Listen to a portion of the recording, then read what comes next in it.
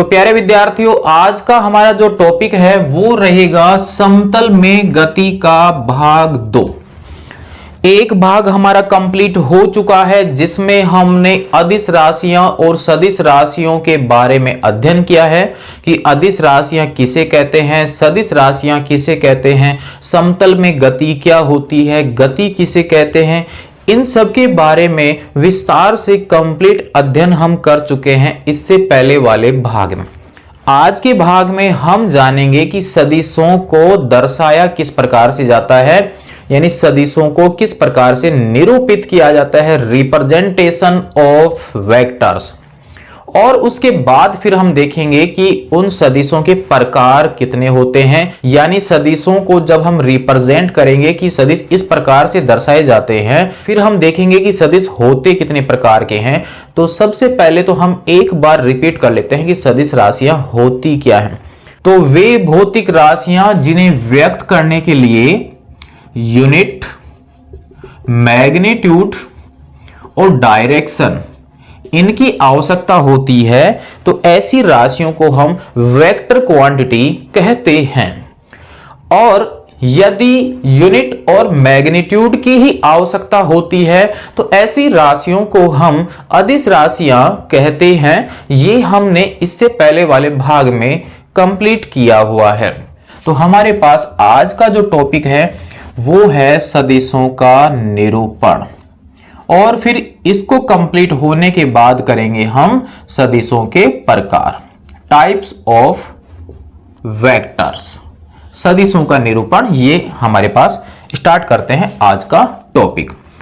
अब हमारे पास में यह है कि जब भी कोई सदिश राशि होगी, जैसे कुछ उदाहरण हमने देखे थे, वेग, विस्थापन, त्वरण, बल, संवेग, ये कुछ सदिश राशियां हैं जिनको दर्शाने के लिए दिशा की आवश्यकता होती है।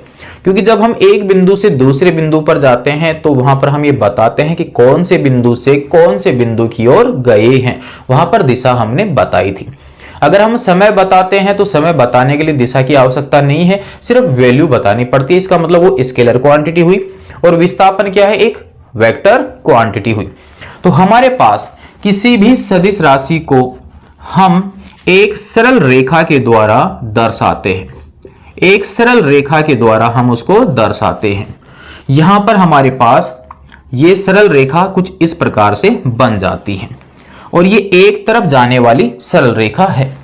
यहां पर हमारे पास जिस सदिश को हम इस सरल रेखा के द्वारा दर्शा रहे हैं, तो इस सरल रेखा की जो लंबाई होगी, मतलब यहां से लेके यहां तक इस सरल रेखा की जो लंबाई होगी, तो सरल रेखा की लंबाई के द्वारा उस सदिश के परिमाण को दर्शाया जाता है। यानी हमें उस सरल रेखा की लंबाई से पता चलेगा कि उसका परिमाण ज्यादा है या कम है। यहां पर एक एग्जाम्पल और ले लेता हूं मैं। एक मैंने सरल रेखा इस प्रकार से यहां पर खींची है। यहां पर ये जो सरल रेखा मैंने खींची है, हो सकता है ये किसी दूसरे सदिश को दर्शा रही है। तो आपको यहां से देखो क्लियर हो रहा होगा कि इस सरल रेखा की लंबाई ज्यादा है और इस सरल रेखा की लंबाई कम है। तो सरल रेखा की जो लंबाई है वो उसके परिमाण को बताती है। तो इसका मतलब क्या आपको ये क्लियर नहीं हुआ कि यहां पर ये जो कोई सा भी सदिश था उसका परिमाण इस सदिश के परिमाण से क्या है? ज्यादा है। इसका परिमाण कम है और इसका परिमाण ज्यादा है। ये तो क्लियर हो गया यहां तक। सेकंड हमारे पास ये है कि यहां पर सरल रेखा के यहां तीर की जो दिशा है कि तीर किस तरफ चल रहा है, तो यहां तीर की जो दिशा होती है वो उस सदिश की दिशा को दर्शाती है। तो यहां पर परिमाण इसकी यहां तक की लंबाई और दिशा हो गई ये वाली। यहां पर जो सदिश जो भी होगा उसकी डायरेक्शन किस ओर है? नीचे की ओर है। यह आपको समझ में आ चुका होगा। यहां पर अगर मैं ये दर्शाऊं इस प्रकार से, एक सीधी सरल रेखा है, बिल्कुल ये टेढ़ी मेढ़ी नहीं होगी, ध्यान रखना। तो यहां पर दिशा इस तरफ होगी। कोई सा भी सदिश हो सकता है ये, उसकी दिशा इस तरफ, इस तरफ। यहां पर ऊपर की ओर, यहां पर बिल्कुल ऊपर की ओर ले रहे हैं। और यहां पर देखिए मैंने कुछ इस प्रकार से बना दी। तो यहां पर जितने भी मैंने ये सरल रेखाएं बनाई हैं, तो इन सब के देखो लंबाइयां सबकी अलग अलग सी शो हो रही है। इसका मतलब इन सब के परिमाण अलग अलग होंगे, कोई से भी सदिश होंगे, इन सब के परिमाण अलग अलग होंगे, दिशा सबकी अलग अलग है, कोई इस तरफ जा रहा है, कोई इस तरफ जा रहा है, और जहां पर ये तीर की दिशा है वो उस सदिश की दिशा को दर्शाएंगी। तो इसका मतलब तीर जिस दिशा में, सदिश भी उसी दिशा में। अब हमारे पास माना कि यहां पर हमारे पास कोई बिंदु है P और ये है बिंदु Q। अब कोई वस्तु जो थी वो P बिंदु से Q बिंदु की ओर गति करती है।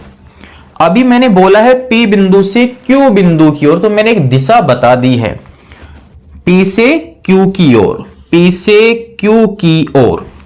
तो अब आप ये बताइए स्टार्ट कहां से हुआ, P से, और एंड कहां पर हो रहा है उसका, Q पर। स्टार्ट P से, एंड Q पर। यहां पर देखिए Q और P।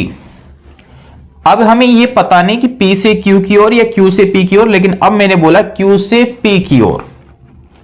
तो अब आप समझ चुके होंगे आपको कैसे रिप्रेजेंट करना है, Q से P की ओर। यानी सरल रेखा स्टार्ट होगी स्टार्ट वाले बिंदु से, और तीर वहां लगेगा जहां पर आपकी गति का एंड हो रहा है या वो सदिश समाप्त हो रहा है। आप यहां पर एक चीज का और ध्यान दीजिए कि यहां पर हमने इस सरल रेखा के द्वारा जिस सदिश को दर्शाया है, तो एक तरह से ये वेक्टर का सिंबल बन गया है, एक तरह से ये वेक्टर का सिंबल बन चुका है। तो यहां पर इस वेक्टर के सिंबल में जहां पर तीर लगा हुआ होता है उस तीर को बोला जाता है हेड। उस तीर को क्या बोलेंगे, हेड बोलेंगे। और जहां से ये सरल रेखा स्टार्ट हुई यानी वेक्टर स्टार्ट हुआ है उसको बोला जाता है टेल। उसको क्या बोलेंगे, टेल बोलेंगे। इसको बोलते हैं एक तरह से शीर्ष, एक तरह से पूंछ बोल सकते हैं, पीछे वाला हिस्सा। तो इसका मतलब टेल जो होता है वो स्टार्टिंग पॉइंट से होगा और हेड जो होगा वो इसके एंड वाले बिंदु पर होगा। तो अब आप ये बताइए P और Q मैंने बोला है, तो इसका वेक्टर का हेड बिंदु कौन सा है, हेड बिंदु है Q, और टेल बिंदु कौन सा है, Q। यहां पर इसमें हेड बिंदु कौन सा है, P, और यहां पर टेल बिंदु कौन सा है, Q। तो हमेशा वेक्टर जो आपके लिखा जाएगा, तो हमेशा वेक्टर को जब आप रिप्रेजेंट करेंगे वो हमेशा टेल से हेड की ओर रिप्रेजेंट करेंगे, हमेशा टेल से हेड की ओर। अब नेक्स्ट हमारे पास इन बिंदुओं के द्वारा अगर हम सदिश को दर्शाते हैं तो बिंदुओं के द्वारा कैसे दर्शाया जाता है, थोड़ा फोकस आपको करना होगा। और एक बार अगर हमें समझ में आ जाता है तो इसका मतलब इसका तो हमें आगे यूज ही करना है।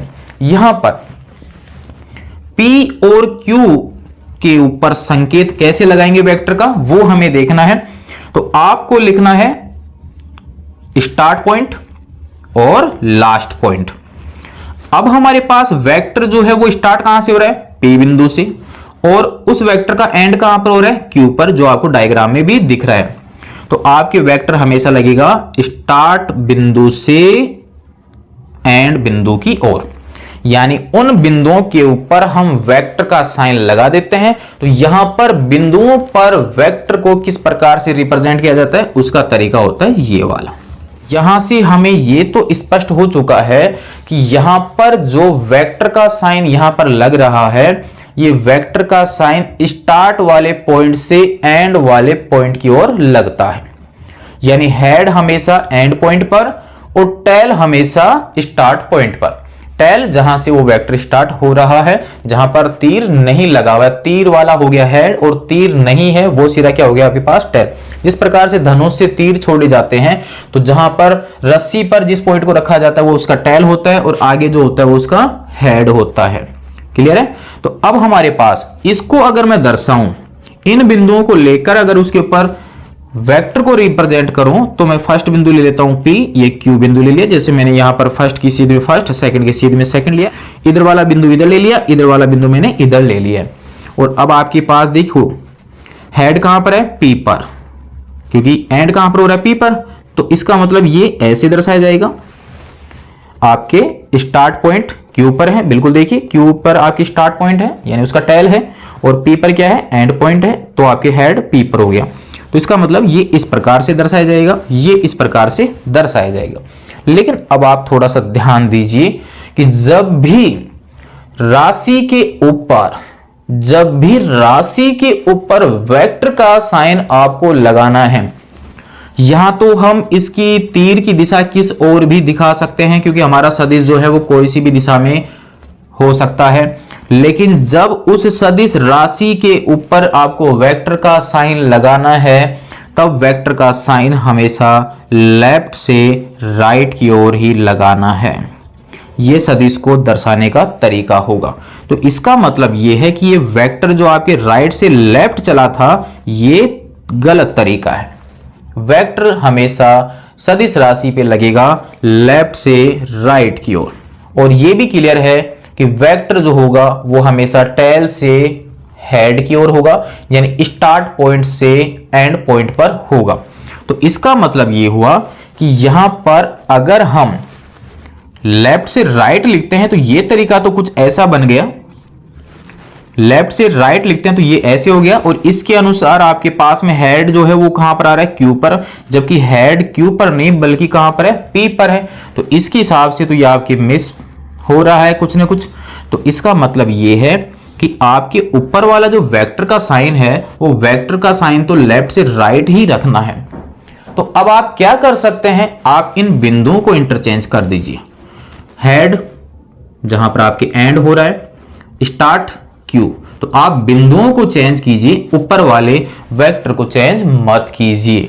बिंदुओं को आपको चेंज करना है स्टार्ट से लास्ट की ओर। अब चाहे वो स्टार्ट किस ओर से भी हो, अगर आपके वेक्टर इधर चल रहा है, देखिए ये आपके क्यू बिंदु, ये पी बिंदु, ये क्यू और ये पी, तो आपके वेक्टर दर्शाया जाएगा। इसको देखिए, स्टार्ट ये है क्यू, एंड कहां पर है, पी पर, इस प्रकार से। तो बोलने का तरीका होगा क्यू पी वेक्टर। यहां से एक बिंदु है पी, एक बिंदु P2 मैंने यहां पर लिया है, और ये इस प्रकार से गति कर रहा था। तो इसको दर्शाने का तरीका क्या होगा, स्टार्ट बिंदु, लास्ट बिंदु और वेक्टर हमेशा लेफ्ट से राइट की ओर। अगर हमारे पास एक और देखते हैं, यहां पर मैंने ले लिया है B बिंदु, A बिंदु, वेक्टर इस प्रकार से लगा हुआ है, तो इसको रिप्रेजेंट किया जाएगा B A वेक्टर, स्टार्ट बिंदु, लास्ट बिंदु। क्लियर है प्यारे विद्यार्थियों, स्टार्ट बिंदु, लास्ट बिंदु, वेक्टर हमेशा लेफ्ट से राइट।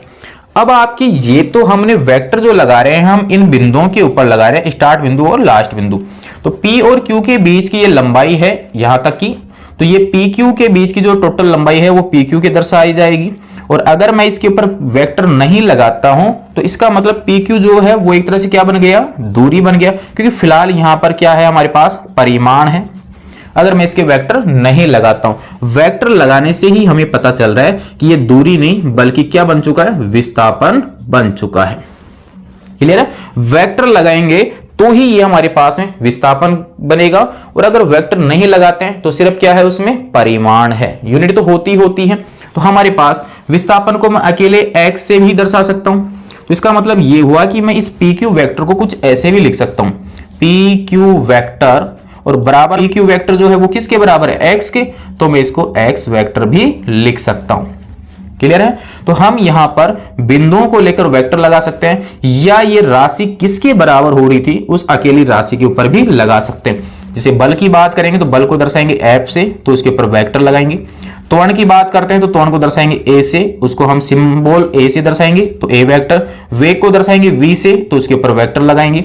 यानी हम सिंगल राशि के ऊपर वेक्टर लगाएंगे, तो यहां पर दर्शाने का तरीका तो हमारे पास में ये होगा, फर्स्ट बिंदु, लास्ट बिंदु। लेकिन वो फर्स्ट बिंदु, लास्ट बिंदु के द्वारा राशि कौन सी बनती है, तो उस राशि का तो सिंबल अकेला ही होगा, तो उस अकेले के ऊपर हम वेक्टर लगाएंगे कुछ इस प्रकार, V वेक्टर, यहां पर A वेक्टर, P वेक्टर, यहां पर बल का हो गया F वेक्टर, यहां पर कोई राशि है जिसको मैंने A वेक्टर से दर्शा दिया, कोई राशि है B वेक्टर, यहां V से दर्शा दिया, कोई राशि है C, तो इसको मैंने C वेक्टर से दर्शा दिया। अगर मैंने सिर्फ C लिखा है, अगर मैंने सिर्फ C लिखा है तो आपकी ये सदिश नहीं बल्कि कौन सी राशि है, अदिश राशि है। अगर मैंने C वेक्टर लिख दिया तो ये आपकी कौन सी राशि बन गई, सदिश राशि बन गई। यानी उसके ऊपर लगे हुए वेक्टर से ही हमें पता चलेगा कि वो सदिश राशि है या अदिश राशि है।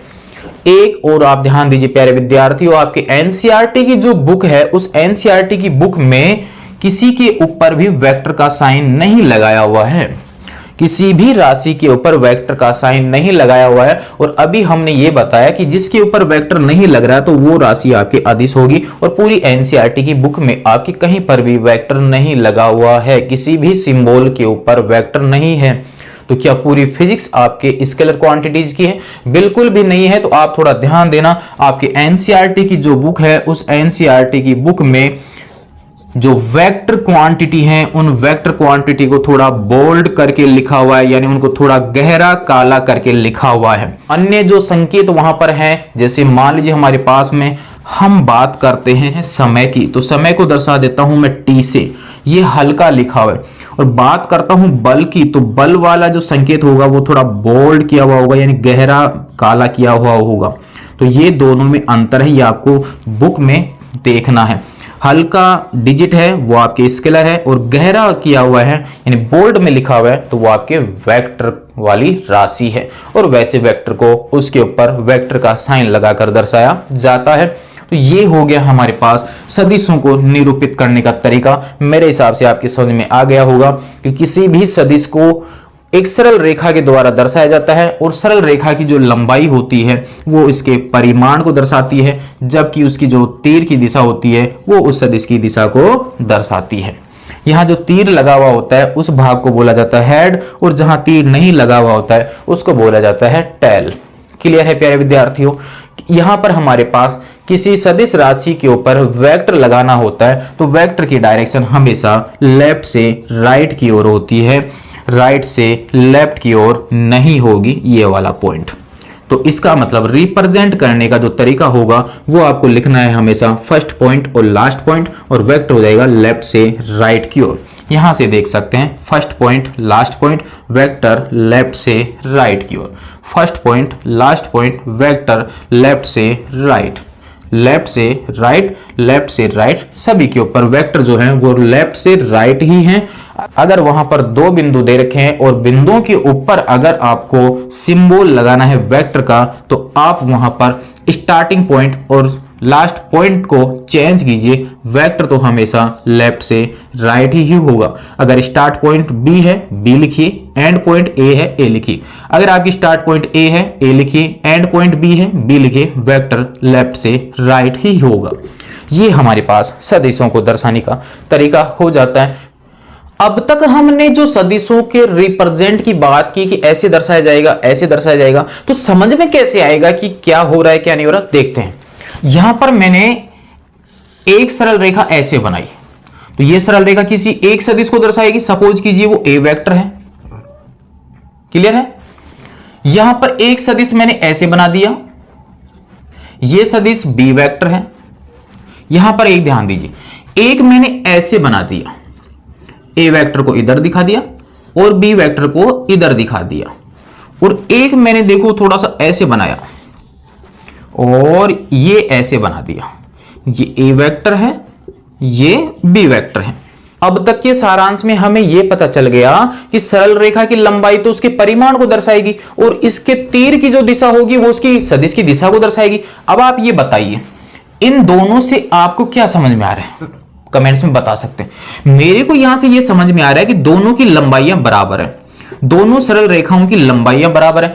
लंबाई जब बराबर है तो इसका मतलब इन दोनों सदिशों के परिमाण भी बराबर हैं, यानी दोनों सदिश कोई से भी हो, चाहे वेग हो, त्वरण हो, कुछ भी हो, दो सदिश हैं, उन दोनों सदिशों के परिमाण तो बराबर हैं। और यहां पर दिशा देखो, एक इस तरफ जा रहा है एक इस तरफ जा रहा है, दोनों की दिशा एक दूसरे के विपरीत हुई या नहीं हुई। तो इस डायग्राम से मेरे को पता चल गया कि यहां पर कोई दो सदिश हैं और उन दोनों सदिशों के मान तो बराबर हैं, लेकिन दोनों की दिशा एक दूसरे के विपरीत है। समझ में आ गया? इसकी बात करें तो यहां पर देखो इन दोनों के परिमाण बराबर दिख रहे हैं हमें, लंबाइयां दोनों की बराबर है, और दोनों एक ही तरफ हैं, दिशा दोनों की समान है, दिशा दोनों की समान है। तो तीर के द्वारा हमें समझ में आ रहा है कि नहीं आ रहा कि यहां पर कैसे समझ में आएगा। यहां पर क्या समझ में आ रहा है, यहां पर यह समझ में आ रहा है कि ए वेक्टर और बी वेक्टर दो सदिश हैं, उनकी परिमाण अलग अलग है, दोनों के परिमाण बराबर नहीं है, और दिशा एक इस तरफ जा रहा है, एक इस तरफ, दिशा भी अलग अलग ही टाइप में है, कोई क्लियर नहीं है कि एक तरफ है या विपरीत तरफ है, दिशा भी अलग अलग है, यानी भिन्न भिन्न है, मान भी अलग अलग और दिशा भी भिन्न भिन्न। तो इस प्रकार से हमारे पास देखो ये दोनों सदिश कुछ अलग प्रकार के बन गए, ये सदिश कुछ अलग बन गए, ये सदिश कुछ अलग कैटेगरी में चले गए। तो अलग अलग प्रकार के सदिश बने कि नहीं बने, वही अध्ययन करेंगे हम इसके बाद में सदिशों के प्रकार की। तो हमें तो यही समझना था कि सदिशों को रिप्रेजेंट कैसे किया जाता है। सदिशों को रिप्रेजेंट किया जाता है एक सरल रेखा के द्वारा, और सरल रेखा की लंबाई दर्शाती है उसके परिमाण को, और उस सरल रेखा की जो दिशा होती है यानी जो तीर की दिशा होती है वो दर्शाती है उस सदिश की दिशा को। ये समझा हमने आज की क्लास में। और नेक्स्ट भाग में हम देखने वाले हैं कि जिस सदिश को हम रिप्रेजेंट कर रहे थे इन तीरों के द्वारा, इन सरल रेखाओं के द्वारा, उनके आधार पर देखेंगे कि ये सदिश होते कितने प्रकार के हैं। तो नेक्स्ट भाग नंबर 3 में हम कंप्लीट करने वाले हैं सदिशों के प्रकार, बिल्कुल गहराई से कंप्लीट एग्जाम्पल लेते हुए अध्ययन करेंगे नेक्स्ट भाग में सदिशों के प्रकार का। तो यदि आज का टॉपिक सदिशों का निरूपण कैसे किया जाता है आपका क्लियर हुआ है, अन्य दोस्तों को जरूर सेंड कीजिए ताकि उनका भी टॉपिक कंप्लीट हो। तो नेक्स्ट भाग के लिए तैयार रहिए सदिशों के प्रकार। तब तक के लिए धन्यवाद।